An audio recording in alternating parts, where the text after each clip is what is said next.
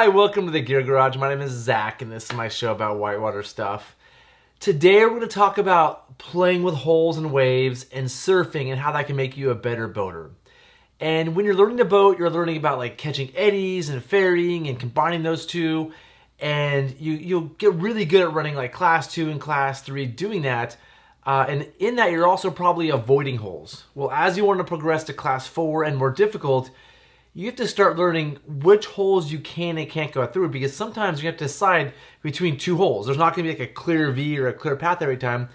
Sometimes you have to go through holes. Sometimes you have to use holes or waves to make the maneuvers you want to. And so when I'm going down the river and I'm practicing, I'm trying to surf, which means row backwards, maybe push forward, but get myself into either a pour over hole or some sort of wave. So I'm going to use these as different sized pour over holes, and this is like a wave. And so for example, if I'm rowing down the river, I know this is a small little one. I might back pull, and see if I can get my boat kind of stuck in there and surf backwards and have some fun with it, right? And then I might pull out and try to get into this one, which is a little bigger, which could turn me sideways, it could turn me the other way, I could spin around and go forward. I could really play with this one because it's bigger and get a feel for what it can and can't do to my boat. And so the reason this is so important is because you really can't learn which holes you and your boat can and can't go through without testing some out. So I like the idea of starting small and getting bigger. If this one kind of like works you definitely don't want to go into this big one, right? Or if this one is like, you know, it was fun, wasn't too bad, then and you're willing to maybe flip or something, then maybe try the bigger one. But the goal is to like slowly work up and try to pull back into them. Now, if you come into this one and you can't even pull back into it, no matter how hard you try, you can't surf it, well, that means that size hole is not going to mess with you, right? Same thing here. If you come through this one and can't back pull into this one, you're all your might trying to get your timing right. You pull into it, and no matter what you do, this can't stop you. Well, that tells you can go through that hole. And once you start learning how to use the holes, you'll find there's backwash behind the holes. And you can also start like surfing them, or like not surfing them, but like catching that space behind them like eddies. And so the more you play with them, the more you realize there's an eddy here that you can either stop in or use to get across the river. Now, waves are a little different. There's pour over holes where it goes over a rock and goes steep, and there's kind of backwash, and I really like surfing those personally. But you can also just surf regular waves, which is a little bit harder depending on the wave. But as you get into it, you surf it, and you can you actually backwards carve back and forth. Or if you have like an eddy here, it's hard to push into them, draw me into them, because you carry so much momentum, and you're not strong pushing. So if you're kind of coming in from the top, I like to pull really hard on the oars and try to pull myself into the wave. That gives me my best chance to get into it. But sometimes if there's an eddy over here, I can stop in the eddy and go front forward and then push out and then surf it kind of back and forth a little bit. Kind of like a kayak would do. Not exactly the same, but kind of close. And what that does for you is if you get good at surfing waves like that, you can be over here and just get in a wave and surf a wave over and be here with no problems at all. Which is a different skill than ferrying. Ferrying is turning your angle of the current and kind of pulling on the oars and letting the water push you over by going slower than the river. It takes a little bit of effort to do that, some pulling, sometimes a lot of pulling. Well, when you start learning about waves and how to surf waves, it takes almost no effort, but the timing is really hard to learn, right? You have to know kind of how to enter it to catch that surf over. So like I might come down, try to surf this and miss it, come over, do a little easy surfing here, surf this across a little bit, go in here and get beat down a little bit, get tossed around, thrown around, you know, maybe I mess up, or surf this little tiny thing just to get used to it. And it brings you really awesome skills as a boater. Again, this is so important because you're learning which holes you can and can't go through, learning how to use holes, how you can use them to slow you down, how you can use them to get across the river. But also, sometimes in boating, especially as you do more difficult things, you're going to just get beat down. You're going to go into a hole and it's going to stop you, and it's going to want to flip you and mess with you. And the more time you spend in these holes, the more comfortable you'll be when that happens. If it's never happened to you and you go get beat down, you're gonna be scared, you're gonna do the wrong things, it's gonna be super unpleasant. But if you're accustomed to surfing some of these bigger ones and you go into something an accident, you'll have some calm and you'll have some tools to get out of the hole. Because when you're surfing the big ones on purpose, it's really good practice for how to get out of them as well. And I'm not saying don't surf the big ones on purpose, maybe the medium ones, the ones you're comfortable with.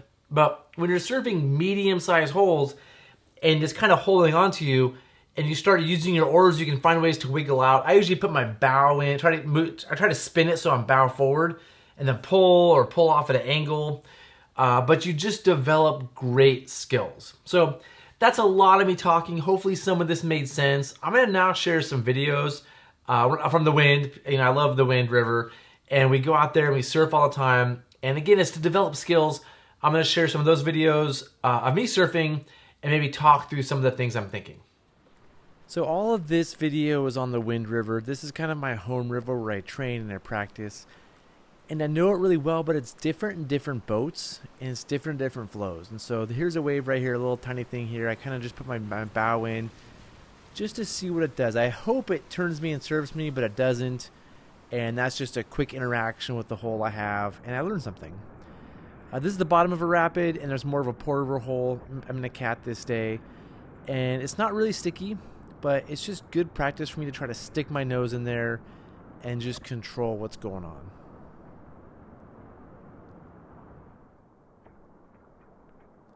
Here I'm headed down the right side of a rapid and I see a hole. I'm like, oh, that's cool. It's much easier to front surf in a cat, or it's actually easier to catch them front surfing. So I turn the boat around and just push into it. And luckily there's that eddy on river right at me to my left where I can put the oar and slow myself down. And this is a really fun one. This is one I probably couldn't do in a raft, but it's fun in a cat. And again, not a big deal. And it's just good practice, and just good for me to practice my, my boat control and just seeing what that one does to me. This one here is really fun. Again, I'm catching by pushing upstream. It's really hard to drop into something facing upstream. Normally, I'd be facing downstream and pulling. Because my pulling muscles are much stronger. It's really, really hard to what I'm gonna call catch it on the fly, like catch it while I'm floating down. To catch it nose first, I'm usually gonna catch an eddy on the side and ferry into it. But this boat is super light. It's I think it's a 10 or 11 and a half foot boat, and I'm able to kind of put my bow in there pretty easily, and it's fun. It's fun. It's a good challenge. Now, there's competitions for catboat surfing. So when you wave, you get points. With each hand, you get points. Standing up gives you points. So I was kind of showing off. And Brody and I have a kind of a joke that we're going to compete against each other in surf competition. Here I spin around backwards. And so for me, this is sort of like the epitome of boat control. If you can surf and spin on a wave, that to me demonstrates good boat control. It makes me really proud of what I'm doing, right? So I just spun it around again. From backwards to forward. And if you can link these, and I'm kind of showing off right now, but I'm really proud of this. If you can link this and keep doing spins on the wave like you would a kayak, like kayaks, spinning a kayak on a wave is a big deal. To me, it's just good thing to practice. So once you've mastered just front surfing or back surfing, then trying to get the boat spinning on the wave, that to me is like kind of a cool thing. Here I am back in the raft. I like surfing the rafts the most, honestly. But you have to back in it. See how I back pulled into it? I would not have tried that in a forward. And it's sending me pretty quickly into a nice little side surf. But I'm able to spin it around. And to me, again, I keep saying this, but this is just good practice in boat control. To control your boat while you're surfing. And this is more of a pour over. Pour overs like this do really well for rafts. You can see there's like a steep drop-off. If you don't know what a pour-over is, the water's going over a steep drop-off. And for me, just to keep my bow in there, it's not easy. It's not holding me. I can get out of this one really easy. But to work with the oars, and what's really fun for me is to try to fill the boat up with water. To get that bow to sink underwater like it's doing. And see if I can just put a ton of water in the boat. Which is, once the boat's full, it's sometimes really hard to get it out. So sometimes that's a bad thing, but here I feel pretty good about it. This one can get I've surfed it a few times. It can get out of control where you're super stuck in it. So this one is a little marginal. Actually, I've practiced it a lot. I kind of have a feel for it, but this isn't one you'd want to start with because you could get it sideways like this and just be stuck there for a while, for sure. And I want to point out one thing too is I'm working really hard to hold on to my oars. I do not want to let go of my oars. I do there. Good timing on the video. But to me, like, not only do I want to surf, I want to keep my oars in my hands. And it's really hard to do. And it takes a lot of practice. And again, it's another skill to work on is to do these serves, but keep the oars in your hands. It's another pins and clips thing. It's a lot easier with pins and clips. With oar locks, it's a little trickier to hold on to the oars the whole time. Here I have oar locks in this one. And this one, again, because I'm in a raft, I have to be like facing downstream and pulling into it to have enough power. See, I'm having to work pretty hard to get into it. And there's a little eddy I'm catching behind this one. And now I'm kind of into it. And this one's one of my favorites. But this one can also be really hard to get out of. And so for me, this one is about practicing. Like, I can do all kinds of cool things, like spin it around. I love having the bow forward in this one, like this, and seeing if I can fill the boat with water. But for me, this one's a good one to practice, like, getting in and out of them. Because at this point, it's not going to be an easy task to get out of this one. I've been here a few times when I've been in it for like 4 or 5 minutes, and I just can't get the boat out. And it's good because it's not a super violent one. Like, the odds of flipping are low. Like, the worst case scenario is I just jump out and away from my boat, I think. But it's sticky, and it wants to hold me in there. So sometimes I'm in this one, and it's really hard to get out, which is, I think, good practice. And I'm just goofing around. You can see them up there. But when they're hard to get out, it's good practice for when you accidentally get into a nasty hole, different techniques that work for getting out. And yeah, you can see it on the side. My friend Nathan saw this. He's like, I'm carrying my boat up to do the same surf. But what I'm practicing here is just trying to, like, get in it, spin the boat around. I'm trying to do 180s and 360s if I can. That, to me, again, is like, it demonstrates really good boat control. If you can turn it sideways, and see, it's really hard to hold on to that right oar, but I think it's so important when you're surfing and all rowing. You're holding under your oars. And then this is a technique. Now I'm kind of stuck in here. When you're sideways in these, sometimes you're just super stuck. The boat fills with water. It's really hard to get out.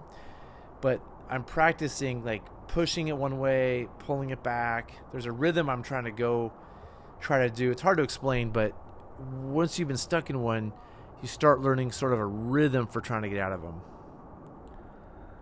And eventually I pop out. And usually I'm pretty tired. It's cold. And it's a lot of work. Well, that's it. Another episode of Gear Garage. Thanks for watching. I know this was kind of a long one. I talked a lot, but I really think this is important. I'm really passionate about this idea of using holes to improve your skill building in rowing. So if you have things to, as always, if I'm wrong, you have things to add or correct or additions, or you have questions, add those in the comment sections below. I really appreciate you watching. Please subscribe. It costs you nothing. It won't, like, it's not going to do anything weird to you. It really helps me, though, in the whole YouTube algorithm and just, like, becoming more viewed on YouTube. So just hit that subscribe button, hit the like if you want to, ring the bell, do all the things. And that's it for this episode. See you next time. Thanks.